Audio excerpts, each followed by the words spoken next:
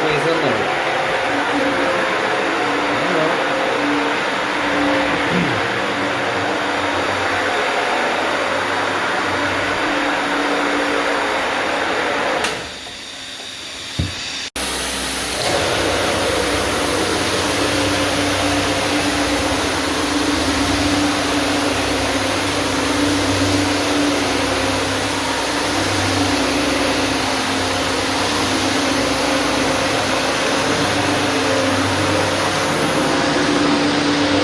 I'm going to give you guys a little background on this floor, or the house in general.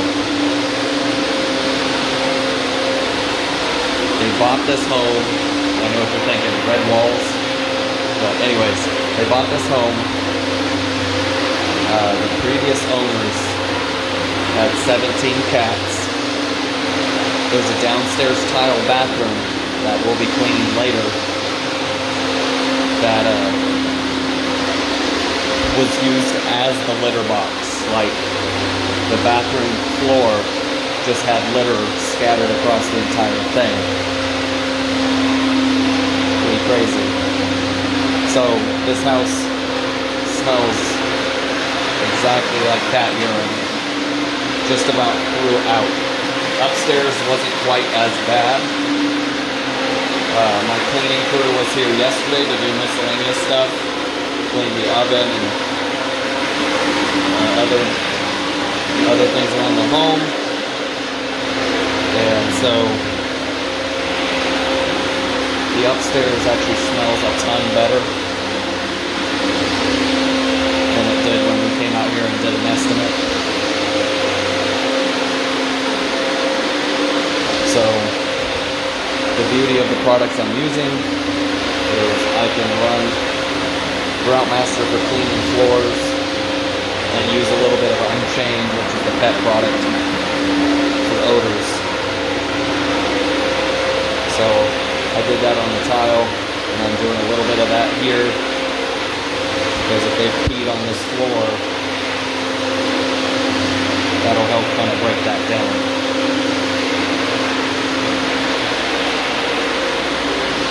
So we're doing just one room or a small section at a time, so we can have this pulled off before it dries up. We've done the master bedroom so far. We're going to go back over it with a dry mop and maybe a little bit of water, just to get up any possible footprints that we might have left on our way out. Some of the planks are actually buckling just a smidge on the ends, so we noted all that and went over that with the client. Two of the rooms we're not doing because they got replaced, but the other ones weren't in terrible shape, just some paint on them, and so far we've been able to get most of the paint to come off with no problem. So I'm going to rinse this out. Alright, so this floor is done now.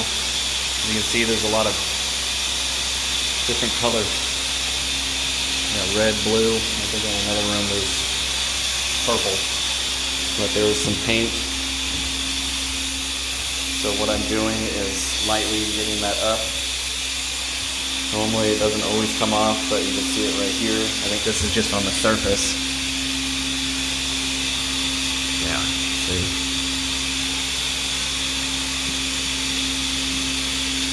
And then some of it is just popping right off. These baseboards, a lot of them have gotten hit by pet urine. So I already instructed him that, you know, my suggestion would be to replace them in that case. Because with these cheaper baseboards, they have a tendency to expand when pet urine gets to them. So ideally, it would be better if they did change them out, because once that odor is locked in there, it's hard to get it out. So that was my suggestion to them. So I'm just wiping this and getting this off as much as I can so it looks better, and that way they don't have to try and deal with that. But otherwise the floors are coming out pretty well, considering. how much they got hit with urine and whatnot.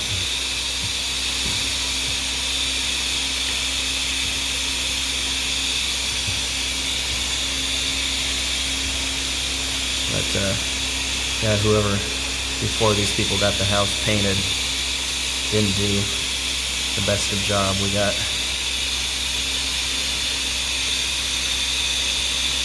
leftover painter's tape in the corner here with paint attached to it. So if that tells you anything.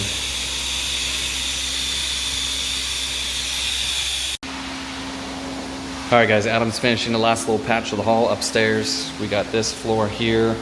See, there's just footprints and whatnot on it. But the floors are actually doing pretty well. And then we got all this tile. So I did a quick test clean when I was here the other day. Nothing fancy, but you can see the difference. My cleaning crew did a little bit on the top of the tile, because when I was here originally, when I kneeled down to scrub this, and when I got up, my knee actually turned black. It was pretty bad across the surface. Again, 17 cats in the house. There is no way we're gonna get all the odor out of here, because 17 cats, and they've been hitting the baseboards. You can see they're kind of damaged. They hit door frames, doors. There's a couple doors upstairs that they already replaced. And then the mother load is out in the garage. It is pretty bad out there. They're gonna be doing something to fix that themselves. I did offer to clean it with our Unchained product at full strength, because you can do that. And then apply a product that's called odor barrier, or a sealant in a sense. And basically what it's supposed to do is keep the odors from coming back out of the concrete, because concrete being very absorbent, there's just about, as far as my understanding, no way you can get all the odor to pop out of the concrete. So the best thing you can really do is just give it a good deep clean, get all the dirt and stuff off the top of it, clean it with Unchained to get the odor that's at the surface off of it, and then after it dries, put that sealer on. And the one I've used in the past and has done its job is called odor barrier. Yeah, I've done that for other situations where there was a ton of cats or animals in the house and they just really peed all over the floor. So yeah, this is what we got going on today. This is our only job for today. It's probably gonna be a little short day. I'm gonna try and get some footage of the tile just because of how fast it cleaned up. This home is not super old, but I believe it's at least 18 to 20 years old based on the neighborhood we're in. But yeah, you can see the baseboards either need some repair, painting, or need to be replaced. So you can hear Adam's getting a little louder coming down the stairs here, so I'm gonna go finish helping him up with that, and then we're gonna be down here doing the tile. So we're doing a light rinse. We're not using a lot of pressure at all for obvious reasons. When you're doing laminate, you don't want to get it too wet or have too high of pressure, because you can blow water in between the planks. So we're using very low pressure, just enough to neutralize and extract the cleaning product we put on. And then after we're done, we go and dry mop it, get footprints and any last little things off the surface as well. But this is currently the last room for the laminate, and then we'll be on the tile.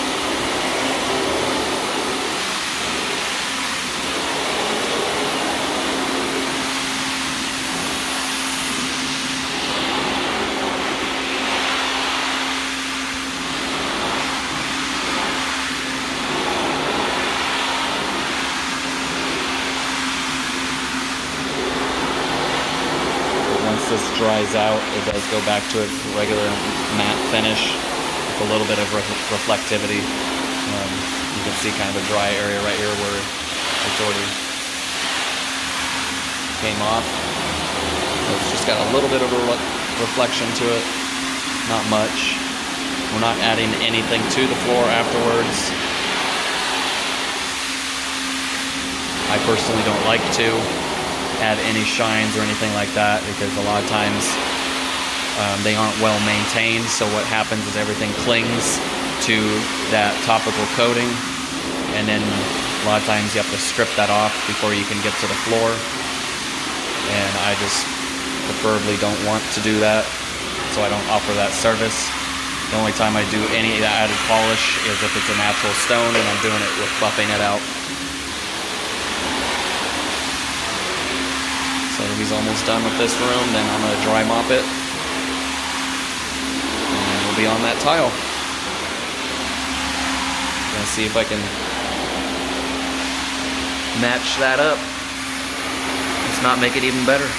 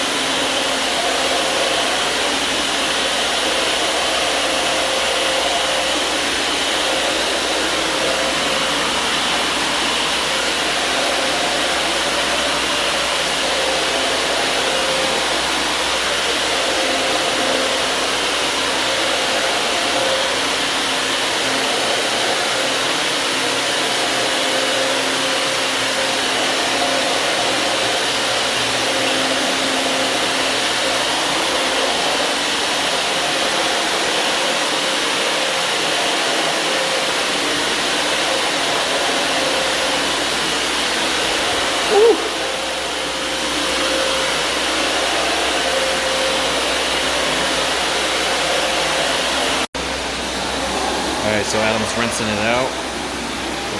As you can see, the grout has changed quite a bit. We still got to clean over here. You can see it's still a little dark. But the grout's changing quite a bit. Just taking this time going over the grout lines, make sure we get everything off that we can.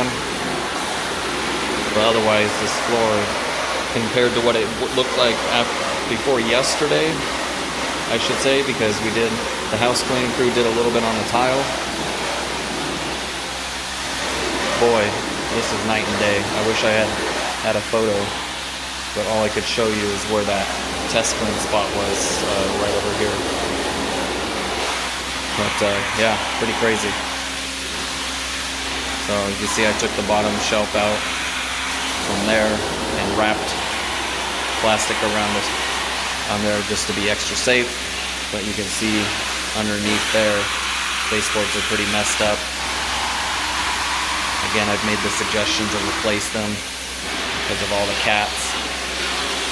And this is the bathroom here that literally just had litter in it. It was completely full of litter. So I don't even know how this one's going to turn out, because it was used as a complete litter box. So I'm actually kind of impressed that the cleaning crew made the toilet look as good as it does, because I couldn't imagine what that looked like prior.